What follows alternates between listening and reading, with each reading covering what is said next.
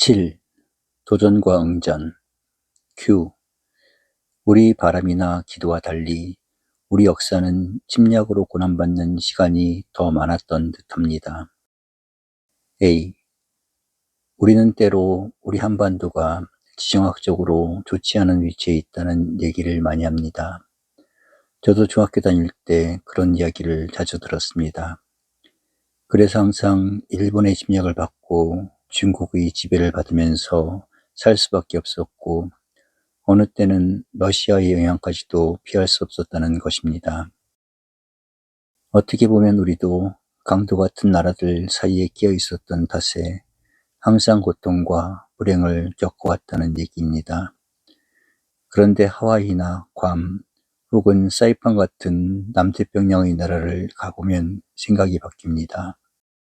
그 나라의 원주민들이 왜 오늘날 역사에서 사라지고 점점 소멸되어 가고 있는지를 알고 나면 그렇게 됩니다. 제 생각에 우리나라처럼 여러 나라 틈바구니에 끼어 싸움도 하고 도전도 받고 응전도 하면서 살아왔으면 사라질 처지에 놓이지는 않았을 텐데, 섬으로 따로 떨어져 아무 자극도 도전도 받지 않고 편안히 살았던 탓에 자멸하게 된 것입니다. 그렇다면 우리 한반도가 지정학적으로 좋은 위치가 아니다라는 생각은 토인비의 역사 이론의 시각으로 바라보면 잘못된 것입니다. 오히려 자꾸 도전과 영향을 받고 거기에 응전하면서 민족이 살아남게 된 것입니다. 또 세계 역사에서 제일 도전을 받지 않은 곳은 에스키모가 사는 북극이나 캐나다 북쪽 지역입니다. 그곳 사람들이 우리처럼 발전하지 못한 것은 폐쇄적인 좁은 사회에서 하나의 동질 집단으로 살아왔기 때문입니다. Q. 폐쇄 사회가 도전과 응전을 통해서 개방사회로 성장하는 것이 역사의 방향이라고 보면 옳을 것 같습니다. 개방사회의 대표적인 국가는 어느 나라일까요? A. 왜 미국이 세계를 지배하게 되었는가를 생각해 볼 필요가 있습니다. 단지 미국이 큰 나라이기 때문만은 아닙니다. 미국도 여러 나라로 분리될 가능성이 있었지만 50개 주가 합해진 합중국이 됐기 때문에 하나의 나라로서 세계에 영향을 미치고 있습니다. 그것을 다원사회라고 합니다. 여러 문화를 가진 사람들이 더불어 사는 개방사회이기 때문입니다. 유럽이 하나의 유럽, 즉 유럽 통합을 이룬 것도 그런 맥락에서 이해할 수 있습니다. 아무리 독일, 프랑스 등 각국이 독립해서 잘 살아보려고 해도 미국과 같은 큰 개방사회가 있기 때문에 한 국가의 힘만으로는 도저히 미국의 영향력을 넘어설 수 없었던 것입니다. 그래서 유럽의 각국 지도자들이 유럽도 한 사회로 통합해 미국에 맞서자고 생각한 것입니다. 그래서 지금은 유럽 동화도 영국과 스위스를 제외하고는 유로화로 통일해 쓰고 있습니다. 그러다가 그 규모가 점점 확대되어 동유럽 나라들까지 유럽 통합사회로 들어오게 되었습니다. 결국 유럽도 개방사회가 되지 않으면 미국과 경쟁할 수 없다는 것이 증명된 셈입니다. 유럽 사람들은 일본 경제력을 우리가 생각하는 것보다 더 높이 평가합니다. 지금 유럽의 나라들은 경제적으로 일본의 1대1로 맞설 수 없게 되었습니다.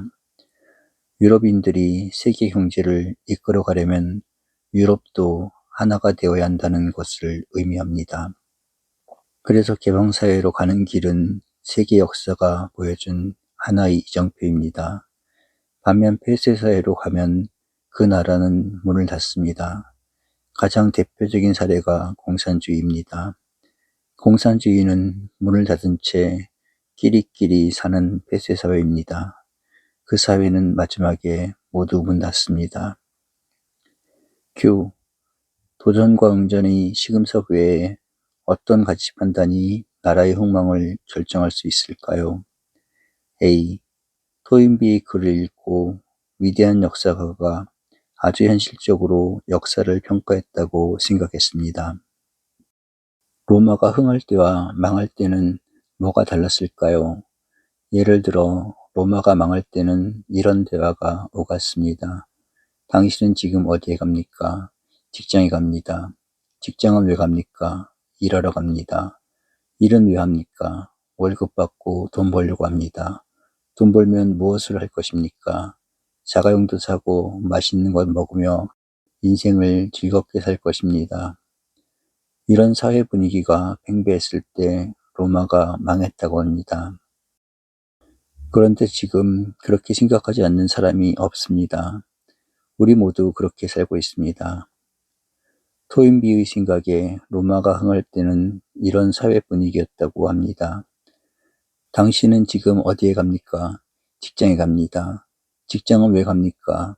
일하러 갑니다. 일은 왜 합니까? 그런 이상한 질문이 어디 있습니까? 일이 중요하니까 하는 거지요.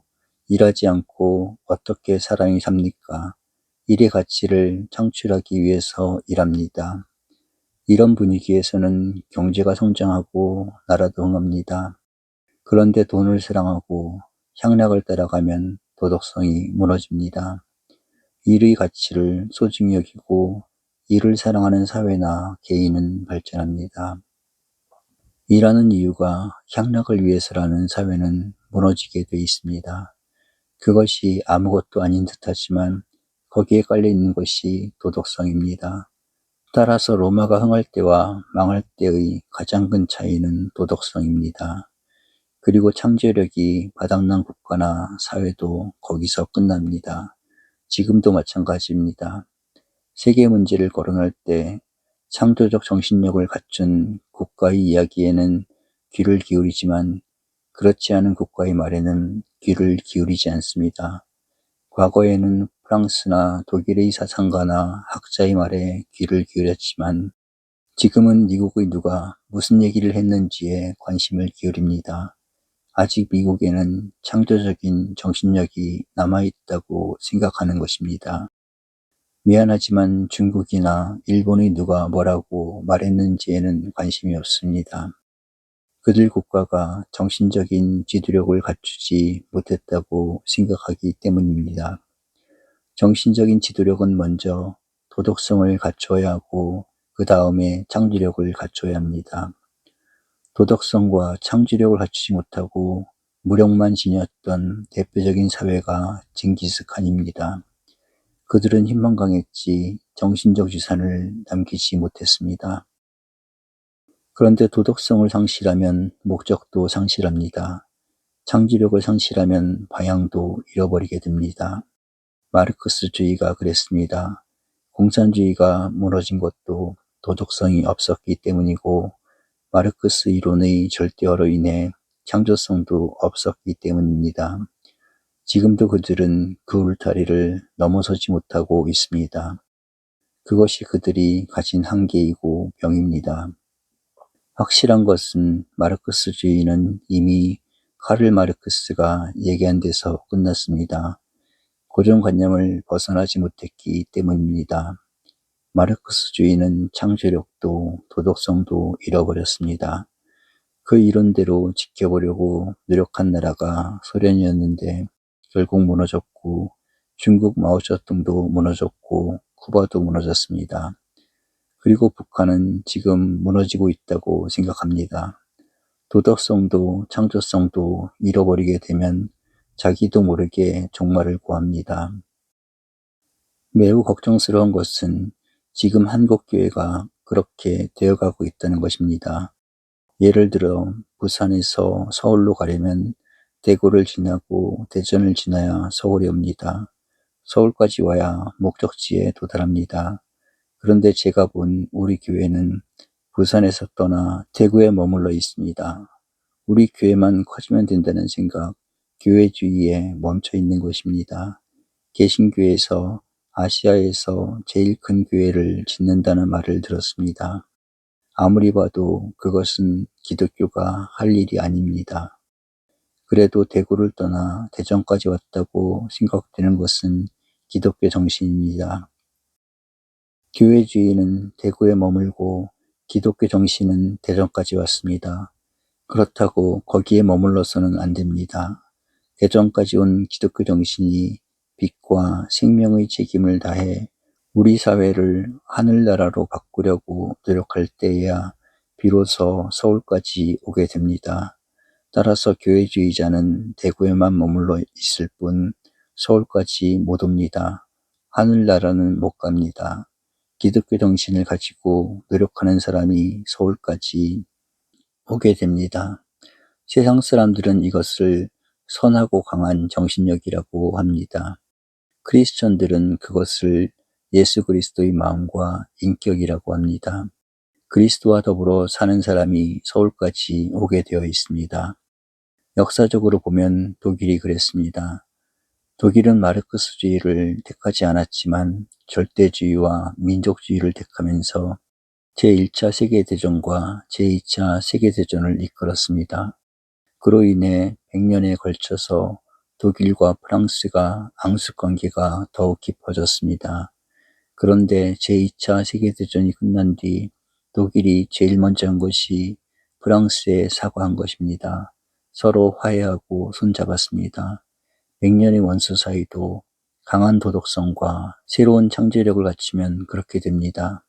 전쟁이 끝난 뒤 독일은 기회가 있을 때마다 전쟁의 가해국으로서 사죄해왔습니다.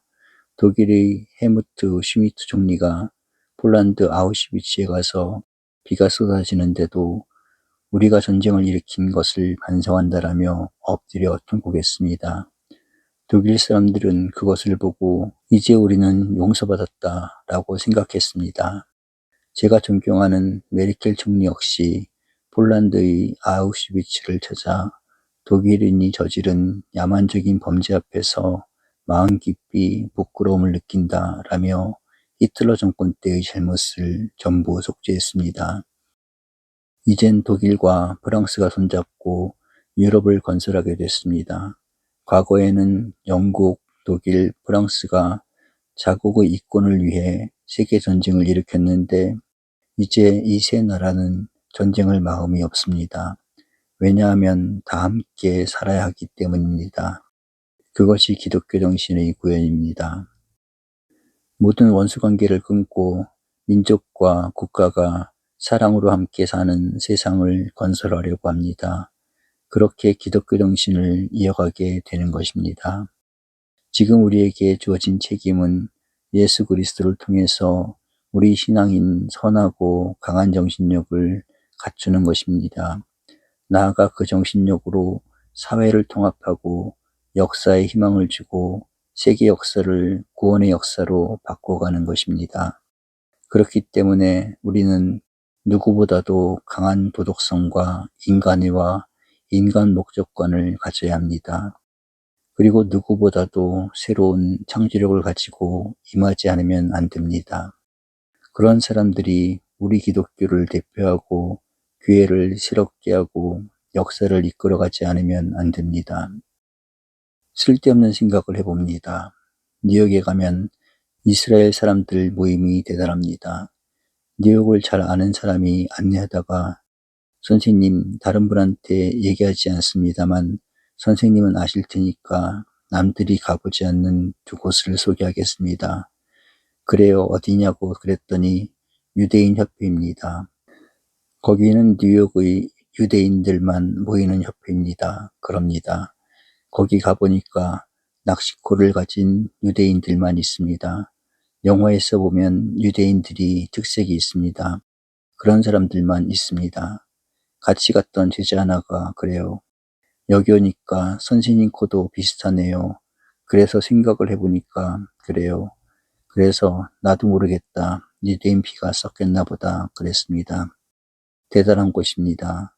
이 사람들은 세계 어디를 가든지 유대인 협회는 대단합니다. 그 사람들은 아브라함 때부터의 자존심이 대단합니다. 제가 거기에 가보고 아인슈타인 같은 과학자, 앙리 베르그송 같은 철학자도 유대인이라고 해서 뉴욕에 왔으면 여기를 찾아볼까 그런 생각을 했습니다.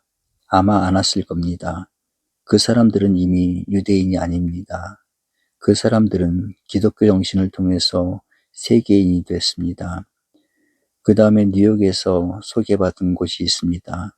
맨하튼에 그렇게는 높지 않은 돌집이 하나 있습니다.